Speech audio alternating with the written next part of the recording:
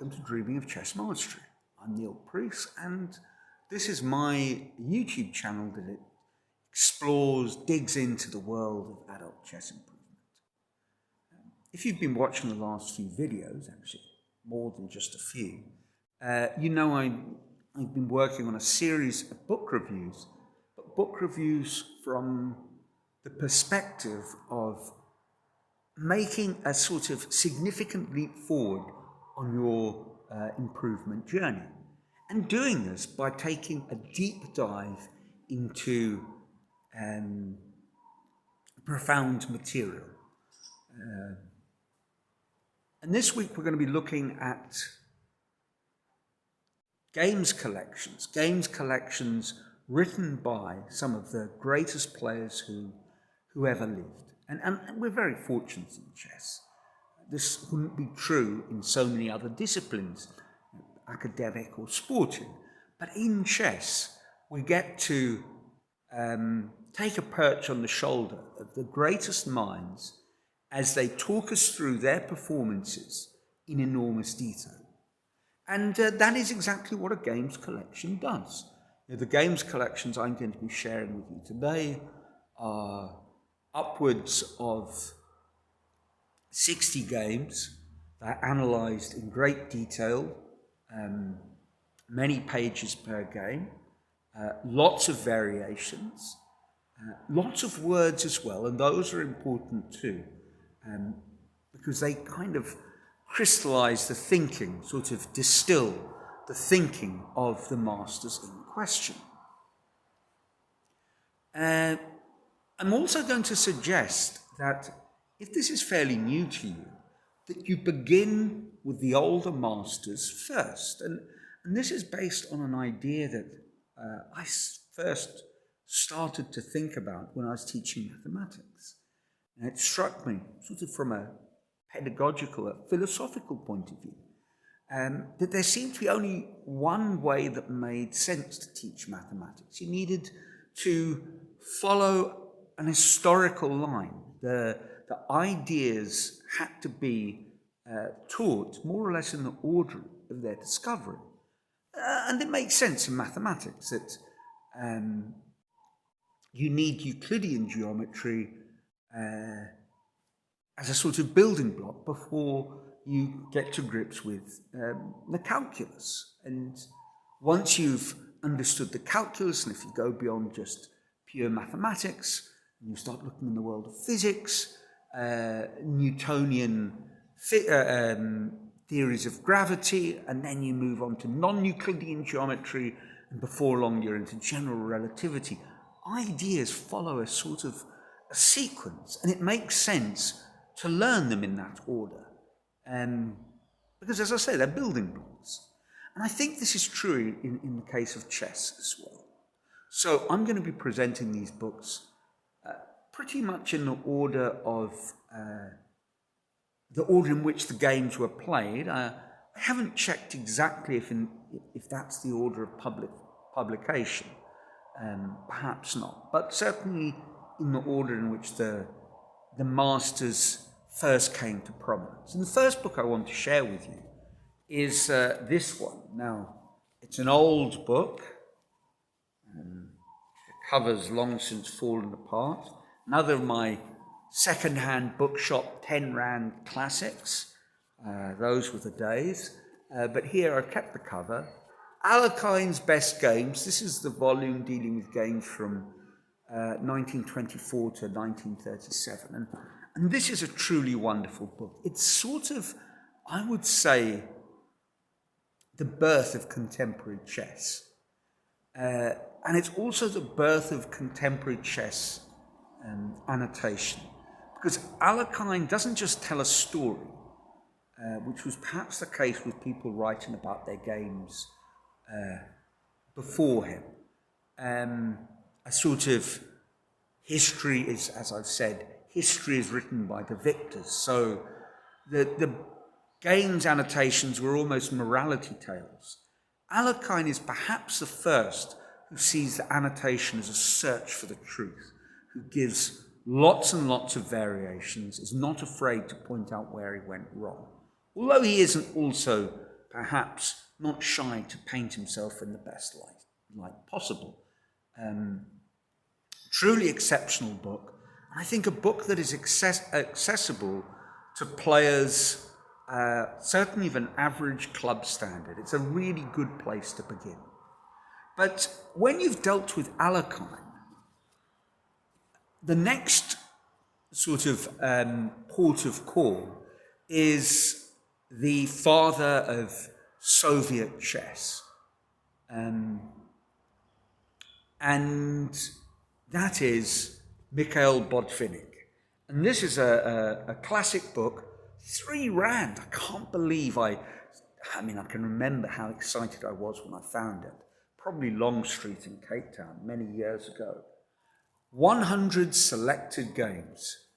And Botvinnik is probably the first person to write about his games from the perspective of the annotation being a learning tool. And he's very explicit about that. He's not sharing with you a sort of autobiographical tale of his success. He's sharing with you the method he used to gain that success. And he talks about how you analyze games, how you think about games. And it is an astonishingly good book, and definitely worth one's time. Next one is a book that I have in Spanish. I'm not sure what the title is. It's a games collection of Paul Keres. My Paths Are Top, something like that. And perhaps this was a second edition. I know there is a second edition. Yes, looking in one of the early pages. This was originally published in 1964, and it was written with the English edition with Harry Golombek, English International Master, and additional material was added in 1996 by John Nunn.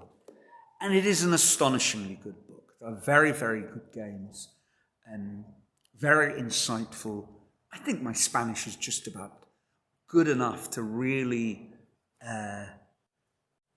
get something out of the language, the verbal explanations.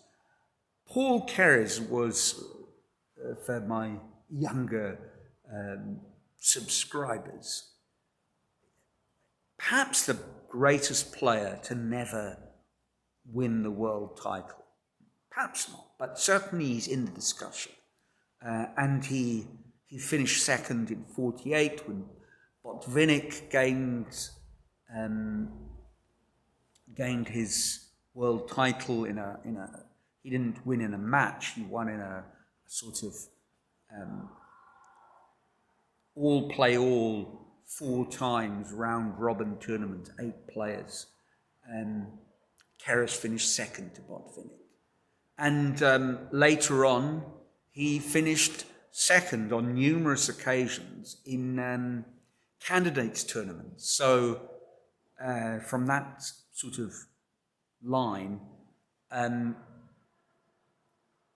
3rd best player in the world at the time, after whoever won the match and the runner-up. But he did it for decades, probably 15 years, spanning 3 decades. Tremendously strong player, very, very interesting games. And this brings us on to a book, and this is the one that is really on my list. Not sure when I'm going to get around to reading it, but in the next couple of years, it will definitely be read. And I've read it already, I've never studied it. So let me just once again emphasize the difference between, we read books, we skim through the notations, and it's all very entertaining, but not terribly much of it is going to stick or reshape the way we think unless we really spend time with the annotations. And I've read this book, but I've never really given it the study that it deserves. And the book, it's on many people's list of the greatest autobiographical work ever in chess. The Life and Games of Mikhail Tal. Incredibly entertaining. I bought it on my one and only visit to the Marshall Chess Club in New York. And it's just an astonishing book about an astonishing player.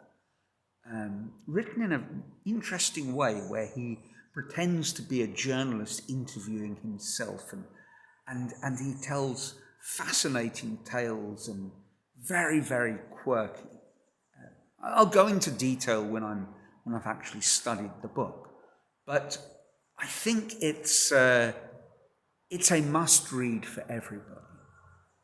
Whether that's your style of play, Tal was famous for his very intuitive, sacrificial, aggressive style of chess. But of course, like all the great players, his play is very well-rounded. You don't become a world champion by being a one-trick pony.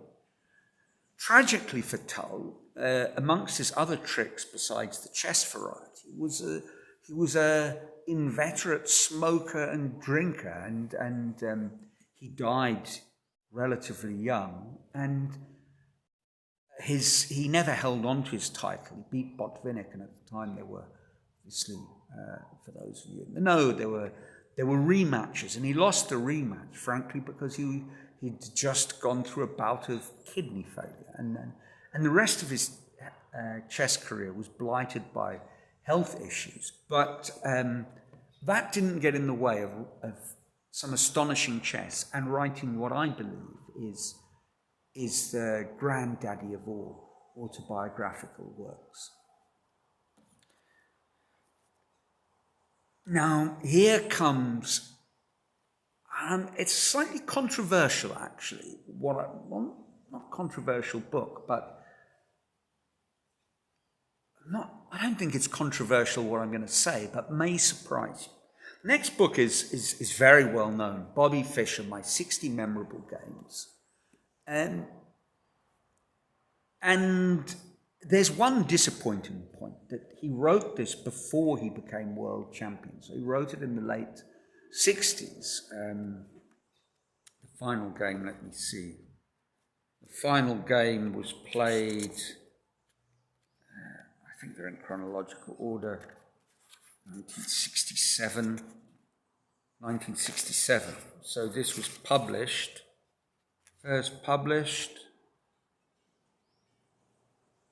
in 1969, when he was on one of his lengthy sabbaticals from chess for whatever reason, peculiar religious sort of detours away from the game, maniacal. Fischer was Fischer. It's a tremendous book. Every game is analysed in a very personal sort of way, lots of variations, lots of insights, but a real clarity of prose style. And this is a point that I think, as I say, I wouldn't call it controversial, but perhaps is surprising. It's because it is so easy to read. It's easy to think that this is a book that will be accessible to the average club player. And I don't think it is. I think it's a very, very difficult book. And I suspect it's one that if you're going to look for a book to really dive into, you want to, at the very least, have read the Alekhine, however it's pronounced, and the Botvinnik books first, at the very least. It's not an easy read, as simple as it might seem. And then on to a couple of modern books. Now, I don't have the best of his autobiographical works, which is perhaps Test of Time. I do have Fighting Chess, which was an early book of Kasparov's on his own games, with biographical information added, maybe some ghostwriting by Bob. Well, it's not ghostwriting, his name's on the cover, co-written by Bob Wade. But that's my Kasparov, and the most contemporary autobiographical games collection that I have is this one, Fire on Board. I think I have 3 copies actually. I also have in Spanish and Portuguese. I might treat the book as a sort of language laboratory as well as a chess course.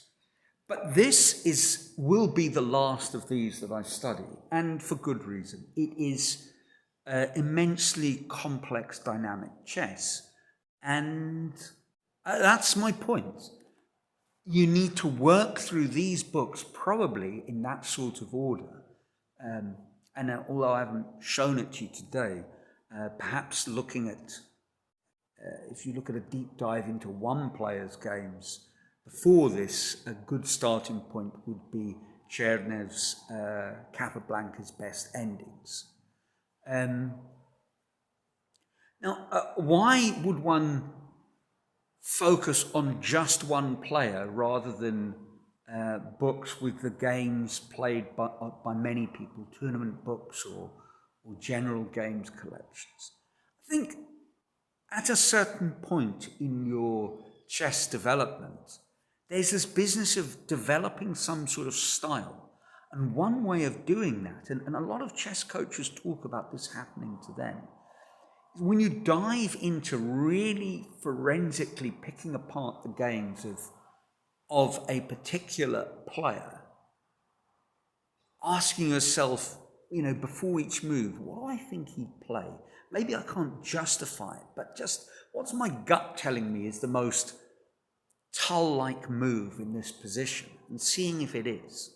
Really looking at the game from that perspective. You might just find afterwards, when you're playing your games, you get caught in a complex position, and you ask yourself, when you're searching for candidate moves, what's the move that would pop into Mikhail Tal's mind at this juncture? Can I make it work? And surprisingly, I think a lot of people say that they found that they had not just a leap forward in their playing strength, but a sort of shift stylistically towards the player that they were studying. And these games, we're talking about at least 60 games in each book. And once again, there's no way you would spend less than an hour on a game. Absolutely no way. These are classical games that require deep analysis. So that means, imagine you go through 5 games a week. This is at least 3 months' work, each of these books. But I do believe it will be worthwhile. As always, there are many others. I'd love to hear which books you'd recommend. So, a bit of a cliche of YouTube content providers, but let me know your thoughts in the comment section below. Go on. Otherwise, I trust your chess is going well, and until the next video from sunny Brazil,